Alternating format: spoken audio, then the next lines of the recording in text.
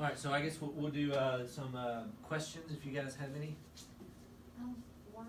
Okay, this particular topic, why did you choose that for your research? Well, when I was talking to my principal, Ms. Turner, we were discussing how our African American male reading achievement has been low for several years, and it's actually been below the national average. And so, her and our superintendent has been kind of brainstorming some ways that we can do that. So I thought, well, I could do this for my project and just kind of research some ways that other districts have increased their achievement for their African American males. And when I was doing my research, a lot of the research was saying that high interest books really help with that. So I just went along with that and decided that that was going to be my focus. I have a couple of them. So, what was one thing that you found as like a challenge when you were doing your research? Sure. One challenge was only having 3 participants. I felt like that's that was in my limitations as well. I think to have a really good idea as if this really does help, it would be to have more participants and just have maybe all of your African American males in a 5th grade class. That would show a little bit more data. And also, when I was first starting this, it was one of my difficult parts was to just think, how do I get this started? You know, what do I do to get books that they're interested in their hands and stuff. And so, but once I got rolling and once I got their results from their survey, that really helped me to get started and get some ideas going of where I wanted to go. So with your survey, you talked how you gave the interest survey, but then did you pick the books for them, or just kind of guide them to pick the books?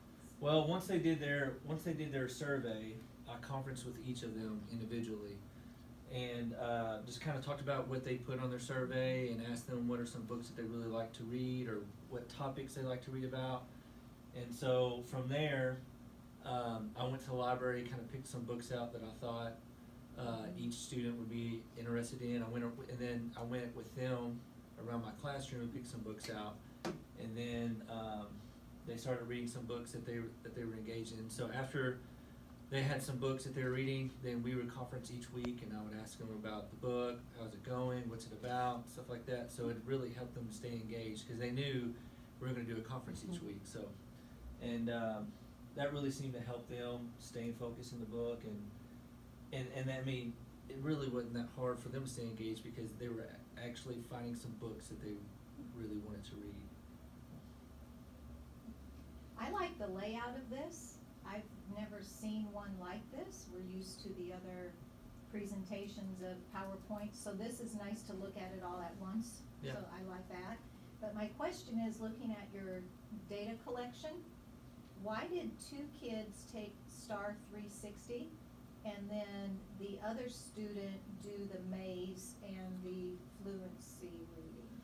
That's a good question.